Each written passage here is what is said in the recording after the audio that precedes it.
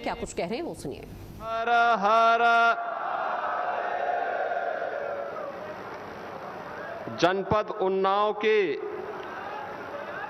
उन्नाव और भगवंत नगर विधानसभा क्षेत्र की परियोजनाओं के आज के लोकार्पण कार्यक्रम में जिले की प्रभारी मंत्री श्रीमती रजनी तिवारी जी, उन्नाव के लोकप्रिय सांसद डॉक्टर स्वामी सच्चिदानंद हरि साक्षी जी महाराज,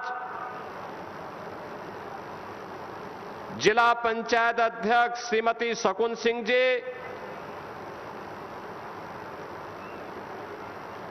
लोकप्रिय विधायक श्री पंकज गुप्ता जी, लोकप्रिय विधायक भगवंत नगर श्री आशुतोष शुक्ला जी, माननीय विधायक गण श्री अनिल सिंह जी, श्री श्रीकांत कटियार जी, श्री ब्रजेश रावत जी, श्री बंबालाल दिवाकर जी, विधान परिषद सदस्य श्री रामचंद्र प्रधान जी, आज के इस कार्यक्रम में उपस्थित भारतीय जनता पार्टी की जिला प्रभारी श्रीमती अर्चना मिश्रा जी, जिला अध्यक्ष श्री अनुराग अवस्थी जी, जिला सहकारी बैंक के अध्यक्ष श्री अरुण सिंह जी, कार्यक्रम में उपस्थित उन्नाव जनपद से जुड़े हुए सभी पदाधिकारीगण, उन्नाव और भगवंत नगर विधानसभा क्षेत्र के मेरे सभी उपस्थित बहन और भाइयों, मैं सबसे पहले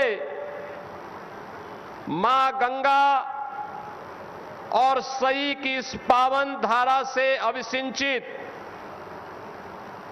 माता चंद्रिका देवी,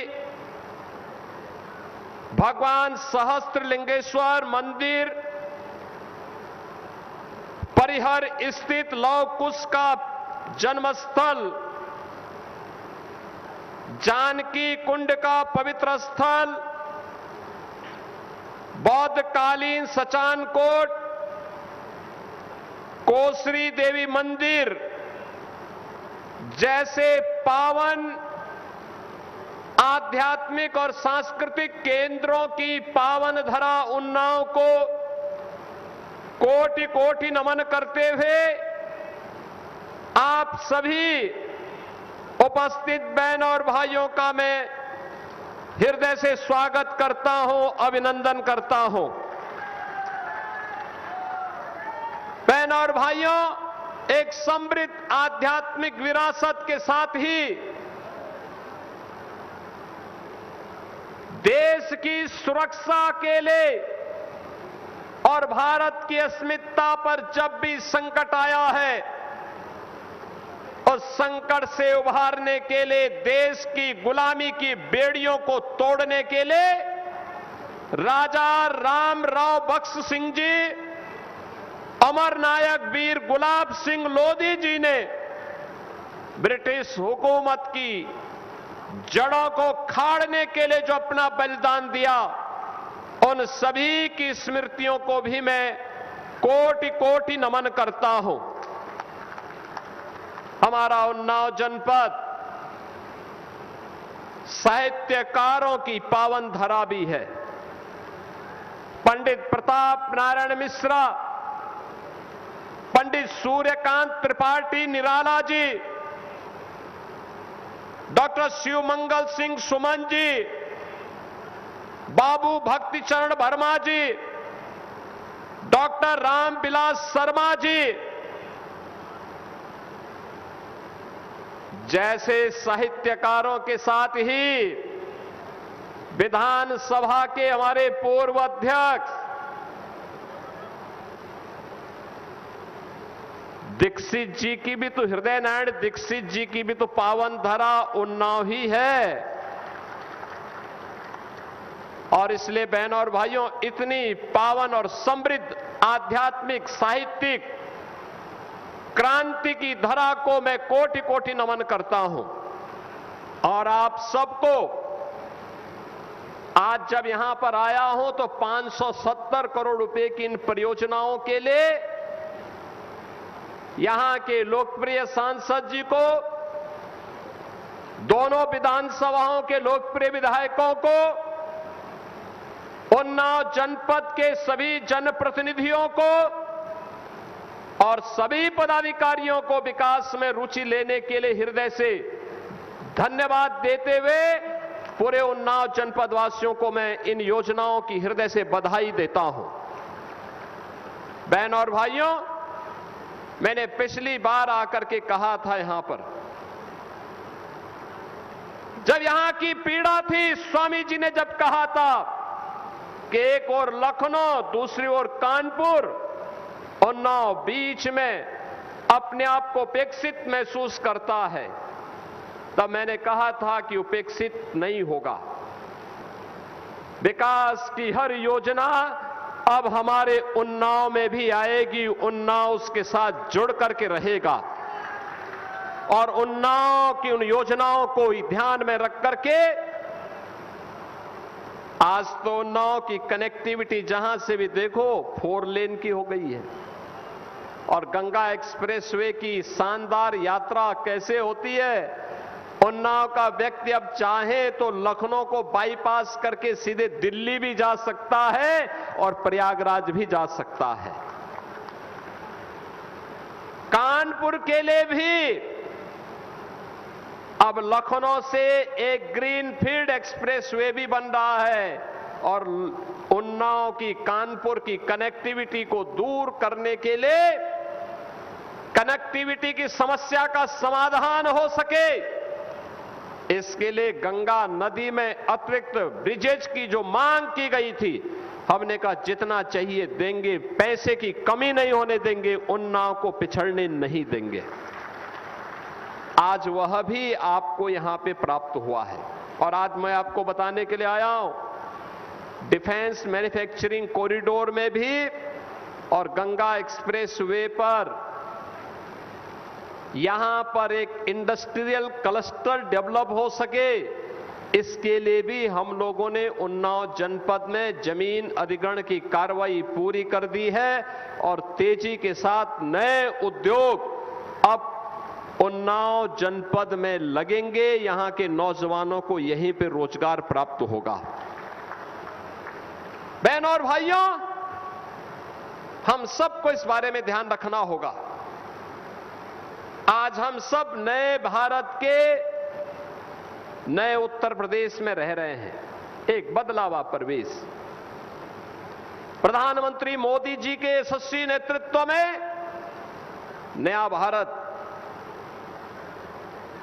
दुनिया के अंदर सिर उठा करके गौरव के साथ चलता है। भारत के सामने अब पहचान का संकट नहीं। याद करिए, जब दुनिया आर्थिक मंदी के दौर से गुजर रही थी, पश्चिम एशिया के संकट के दौर से गुजर रही थी, ऊर्जा का भीषण संकट पूरी दुनिया के सामने आया था, तब भी प्रधानमंत्री मोदी जी के नेतृत्व में आर्थिक मंदी में देश की जनता को राहत देने की कार्रवाई रही हो या फिर ऊर्जा संकट से देश की जनता को उभारने का कार्य रहा हो, भारत ने जो प्रबंधन किया वह दुनिया के लिए एक प्रेरणा बनी।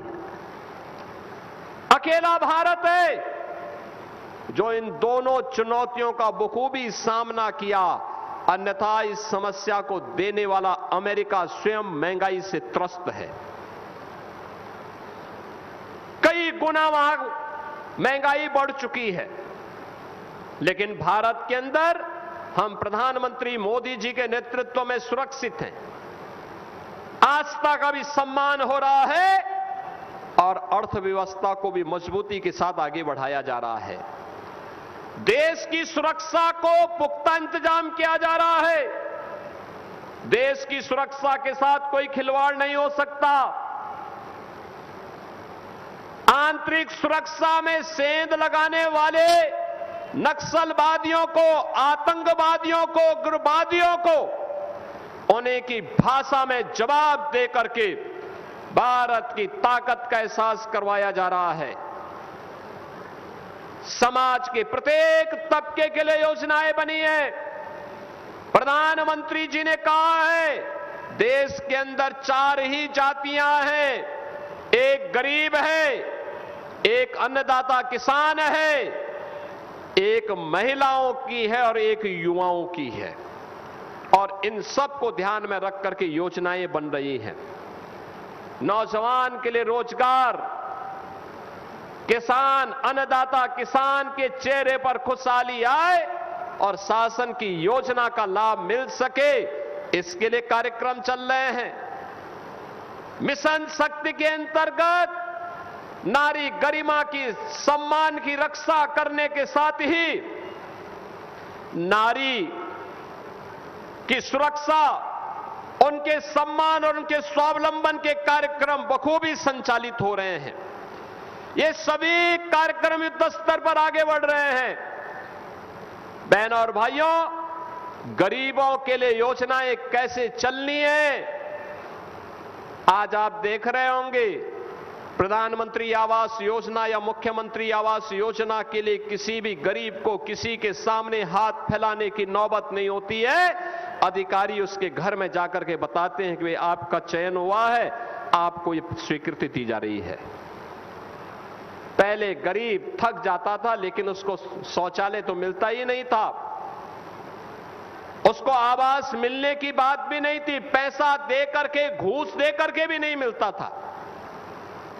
आज बिना सिफारिश के उसका आवास उसको मिल जाता है, बिना सिफारिश के रसोई गैस का कनेक्शन मिल जाता है, बिना सिफारिश के उस गरीब को राशन मिल जाता है, बिना सिफारिश के वृद्धजनों को वृद्धावस्था पेंशन, निराश्रित महिलाओं को निराश्रित महिला पेंशन, दिव्यांग जनों को दिव्यांगजन पेंशन का लाभ मिल रहा है। और बिना सिफारिश के हर गरीब को 5 लाख रुपए की आयुष्मान भारत की सुविधा प्राप्त हो रही है। आप मुझे बताइए, जो कार्य डबल इंजन सरकार कर रही है और मात्र 9 और 12 वर्ष में करके दिखाया है, यह कार्य कांग्रेस और समाजवादी पार्टी के नेताओं को करने से, उनकी सरकारों को करने से किसने रोका था? लेकिन वे क्षमता नहीं थी, उनमें क्षमता विहीन थे, भ्रष्ट थे, अपने परिवार के बारे में केवल सोचते थे, गरीब के बारे में नहीं सोचते थे। उनके लिए गरीब का मतलब केवल 2 परिवार थे।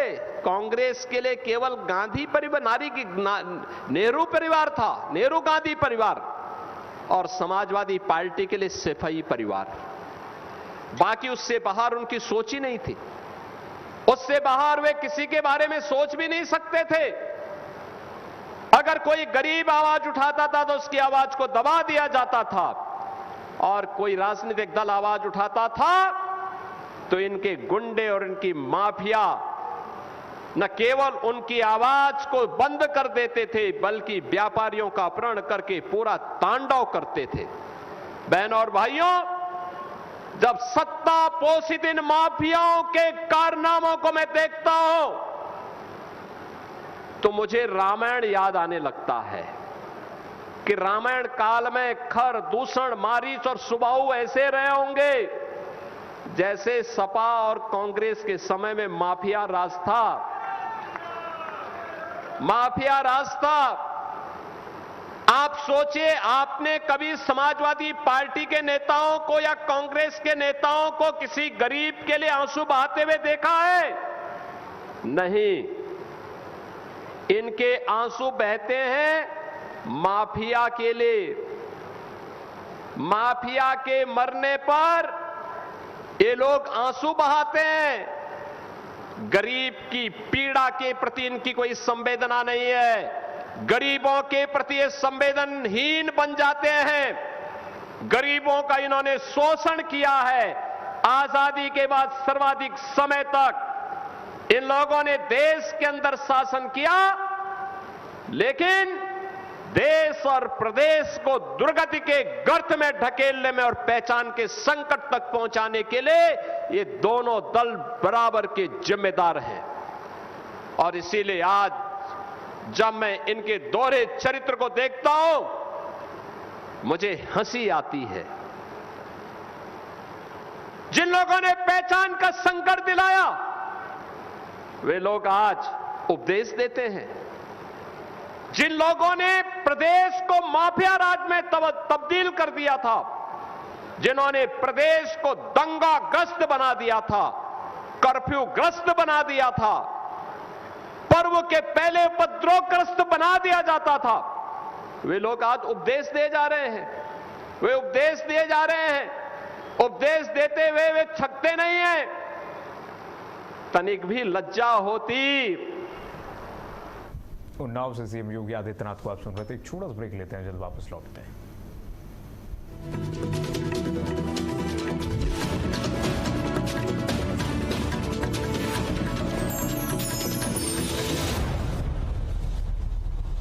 खबरों की दुनिया में भारत अपडेट न्यूज चैनल की धमाकेदार एंट्री।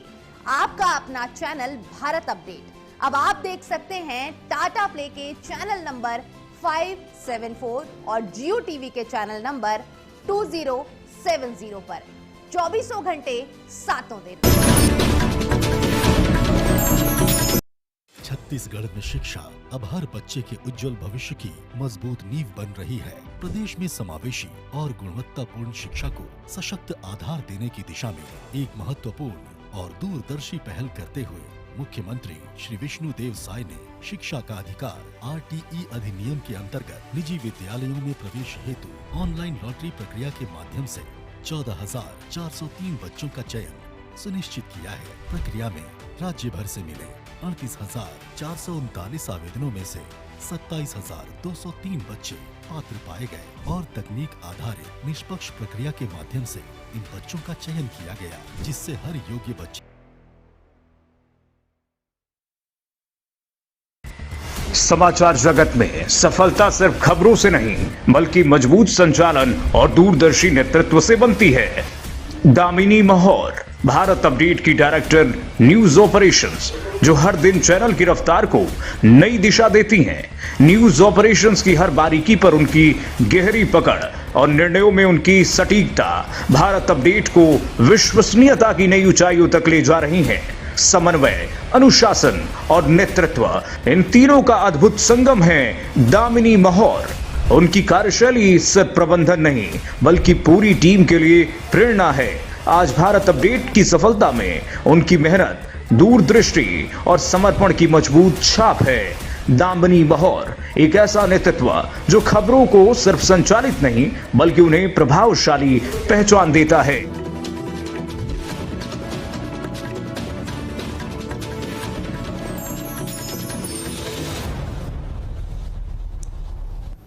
और ब्रेक के बाद एक बार फिर आपका स्वागत। सीधे लिए चलते उन्नाव में सीएम योगी आदित्यनाथ संबोधित कर रहे हैं, सुनाते हैं आपको।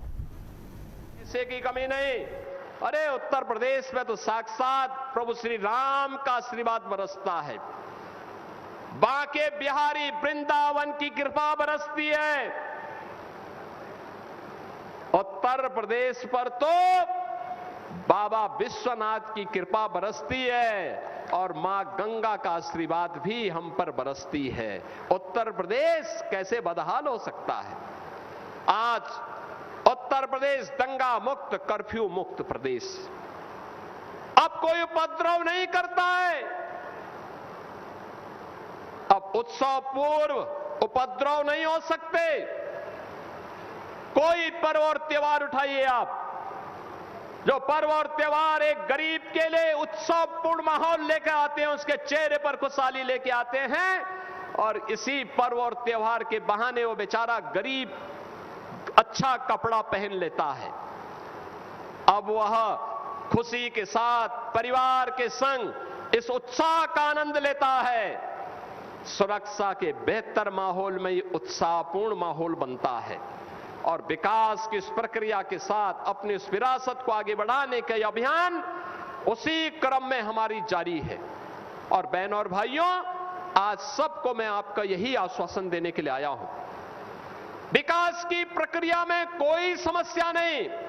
मैं तो आपको यह भी खुशखबरी देने के लिए आया था कि जो बात हमारे माननीय सांसद जी ने और विधायक जी ने बोली है, अब उससे भी आगे इन्हीं लोगों के साथ चर्चा करने के बाद हम लोगों ने तय किया है, यानी गंगा जी के 2 ब्रिजेज के बाद डिफेंस मैन्युफैक्चरिंग कॉरिडोर के लिए भी हम लोगों ने लगभग 350 हेक्टेयर लैंड, यानी 350 हेक्टेयर लैंड का मतलब आप जानते हैं ना, लगभग 700 एकड़ लैंड और लगभग 200 एकड़ लैंड इंडस्ट्री क्लस्टर के लिए हम लोगों ने उन्नाव जनपद में ही तैयार किया है।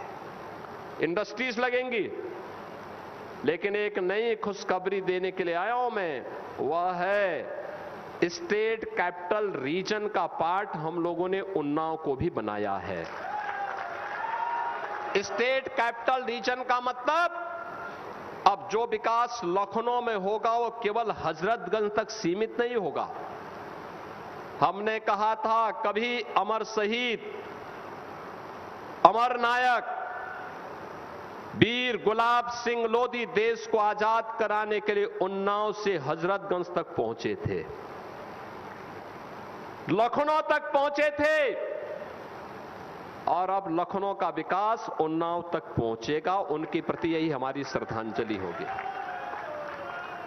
हम लोगों ने तय किया है अब लखनऊ में विकास जो भी होगा वो लखनऊ तक सीमित नहीं होगा, वो सीधे उन्नाव होते हुए कानपुर तक जाएगा। और इसके लिए जैसे दिल्ली के अंदर आप देखते होंगे, दिल्ली से देश की पहली रैपिड रेल दिल्ली से मेरठ तक पहुंच गई है। ऐसे ही हम लोगों ने एक प्रस्ताव तैयार कर रहे हैं, लखनऊ से हम उन्नाव होते हुए कानपुर तक रैपिड रेल के एक नए प्रस्ताव को लेकर के भी चल रहे हैं। एक रिंग रोड बनेगा पूरा चारों ओर। क्या लखनऊ, क्या उन्नाव, क्या हरदोई, क्या सीतापुर, क्या बाराबंकी, रायबरेली, ये सब जिले आपस में जुड़ेंगे और विकास में सबकी सहभागिता होगी, बराबर की सहभागिता। एक बड़ा क्लस्टर बनेगा। हमारे पास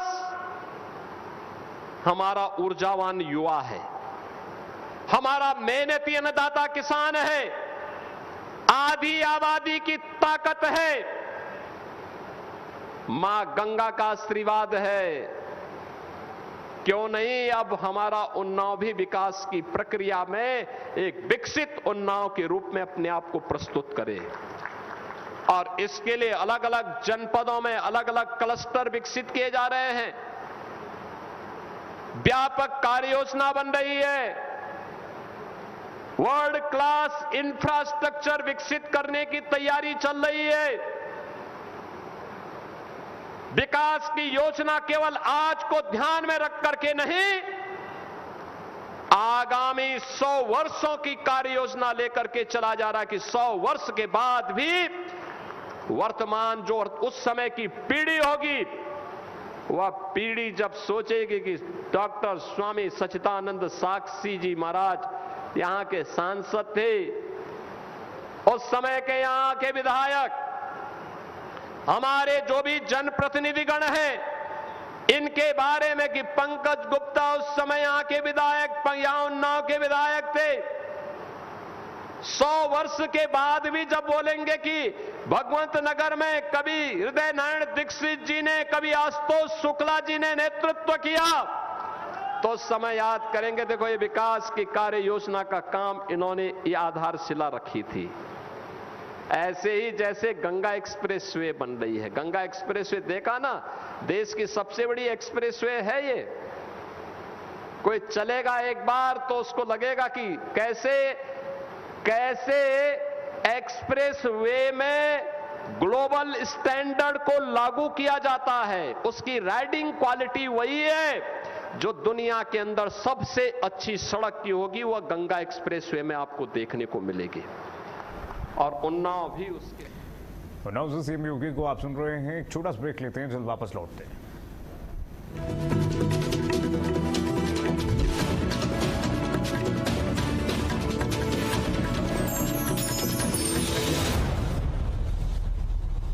खबरों की दुनिया में भारत अपडेट न्यूज चैनल की धमाकेदार एंट्री। आपका अपना चैनल भारत अपडेट अब आप देख सकते हैं टाटा प्ले के चैनल नंबर 574 और जियो टीवी के चैनल नंबर 2070 पर 24 घंटे 7 दिन। छत्तीसगढ़ में शिक्षा अब हर बच्चे के उज्जवल भविष्य की मजबूत नींव बन रही है। प्रदेश में समावेशी और गुणवत्तापूर्ण शिक्षा को सशक्त आधार देने की दिशा में एक महत्वपूर्ण और दूरदर्शी पहल करते हुए मुख्यमंत्री श्री विष्णुदेव साय ने शिक्षा का अधिकार RTE अधिनियम के अंतर्गत निजी विद्यालयों में प्रवेश हेतु ऑनलाइन लॉटरी प्रक्रिया के माध्यम से 14,403 बच्चों का चयन सुनिश्चित किया है। प्रक्रिया में राज्य भर से मिले 38,439 आवेदनों में से 27,203 बच्चे पात्र पाए गए और तकनीक आधारित निष्पक्ष प्रक्रिया के माध्यम से इन बच्चों का चयन किया गया, जिससे हर योग्य बच्चे को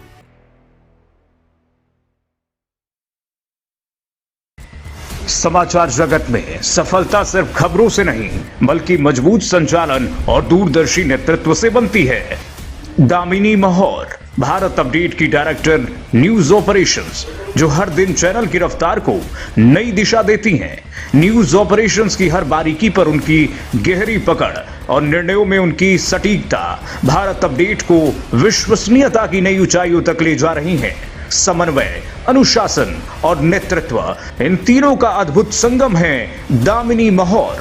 उनकी कार्यशैली सिर्फ प्रबंधन नहीं बल्कि पूरी टीम के लिए प्रेरणा है। आज भारत अपडेट की सफलता में उनकी मेहनत, दूरदृष्टि और समर्पण की मजबूत छाप है।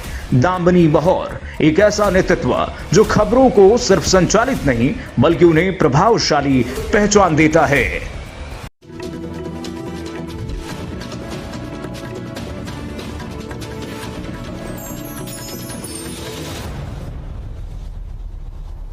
अब ब्रेक बाद एक बार फिर आपका स्वागत है। सीधे लिए चलते हैं ना, सीएम योगी संबोधित कर रहे हैं। प्रतीक होते हैं, मैंने कहा उनको मालूम है कि अब आ गए सुरक्षित हैं, बहुत से सुरक्षित हैं।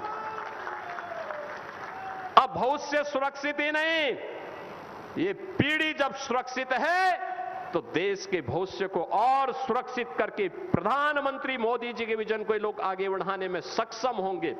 और बहनों और भाइयों, उसी आश्वासन के साथ आप सभी को मैं आश्वस्त करने के लिए आया हूं कि उन्नाव को विकास की इस प्रक्रिया के साथ बिना रुके, बिना डिगे, बिना थके, बिना झुके आगे बढ़ने की तैयारी करनी चाहिए। और मैं आपको आश्वस्त करता हूं, विकास के कार्य के लिए पैसे की कमी नहीं पड़ेगी। डबल इंजन सरकार पूरी मजबूती के साथ उन्नाव के साथ खड़ी है, यहां के युवाओं के लिए खड़ी है, यहां की आधी आबादी के लिए खड़ी है, यहां के गरीबों के उत्थान के लिए खड़ी है और अन्नदाता किसानों की खुशहाली के लिए खड़ी है।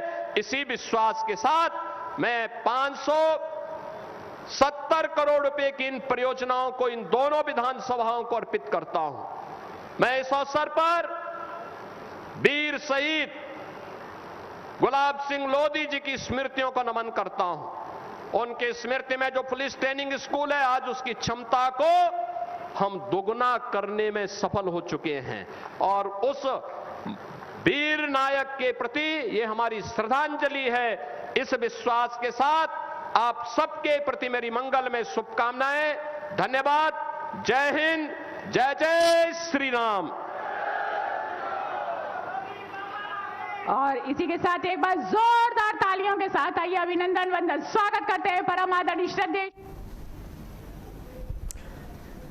उन्नाव से मुख्यमंत्री योगी आदित्यनाथ को आप सुन रहे थे। सीएम ने कहा कि समाजवादी पार्टी और कांग्रेस पार्टी ने प्रदेश को लूटा, उन्नाव को विकास के प्रगति के पथ से उतारा कई परियोजनाओं का लोकार्पण और शिलान्यास सीएम योगी आदित्यनाथ के कर कमलों द्वारा हुआ है, जो आपकी टीवी स्क्रीन पर दिखा रहे हैं। सीएम योगी आदित्यनाथ ने विकास की सौगात दी है उन्नाव वासियों को। देखिए जरा, सीएम योगी आदित्यनाथ ने कहा कि उत्तर प्रदेश पहले अराजकता का प्रदेश हुआ करता था, वन डिस्ट्रिक्ट वन माफिया था, लेकिन आज उन्नाव में भी हमने ये सुनिश्चित किया है कि उन्नाव में वन डिस्ट्रिक्ट वन प्रोडक्ट लागू।